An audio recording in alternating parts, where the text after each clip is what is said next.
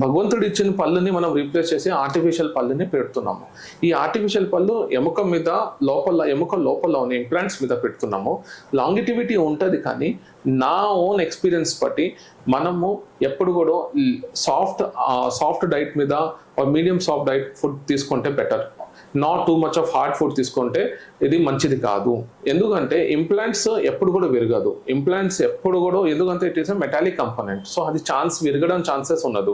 Implant loose అయిపోవచ్చు. Implant loose ఎప్పుడు అవుతుంది అంటే మనం తినే ఫుడ్ హార్డ్గా బైట్ చేస్తుంటే మైక్రో క్రాక్స్ ఫామ్ అయ్యి ఎముక లోపల కొంచెం మైక్రో ఫ్రాక్చర్స్ అయ్యి అక్కడ లూజ్ అయ్యి మైక్రో లీకేజెస్ అయ్యి త్రూ గమ్స్ ఆర్ ఇన్ఫెక్షన్స్ మనం వల్ల అక్కడ నుంచి స్వీపేజ్ అయ్యి ఛాన్సెస్ ఆఫ్ ఇన్ఫెక్షన్ అయ్యి దాని లాంగిటివిటీ తగ్గిపోతుంది. అంతే, ఇంప్లాంట్ ఎప్పుడు విరగదు, ఫ్రాక్చర్ అవ్వదు, బట్ ఇంప్లాంట్ లూజ్ అయ్యే ఛాన్సెస్ ఉంటుంది.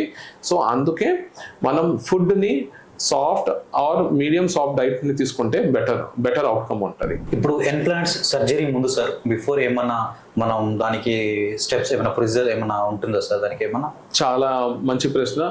ఇంప్లాంట్ చేసే ముందు మనం మెడికల్ పారామీటర్ని కూడా అసెస్ చేసుకోవాలి. దట్ ఈస్ క్లినికల్ పారామీటర్స్ని, అసలు patient fit for the surgery or not, systemic condition చూసుకోవాలి. దాని తర్వాత బోన్ కండిషన్ చూడాలి. అండ్ బోన్ కండిషన్ చూసుకోవాలనుకుంటే వేరియస్ ఎక్స్రేస్ని మనం సజెస్ట్ చేస్తాము. ఓపీజీ వచ్చి CBCT is cone beam computer tomography. ఈ సిబిసిటీలో మనకి ఆ పర్టికులర్ ఎక్కడ ఇంప్లాంట్ వేయాలనుకున్న అసలు ఎంత అమౌంట్ ఆఫ్ బోన్ ఉంది, ఆ బోన్ డెన్సిటీ ఎలా ఉంది, D1 D2 D3 D4 type of బోనా, ఏ టైప్ ఆఫ్ బోన్ అని మనకు అసెస్మెంట్ ఉంటుంది.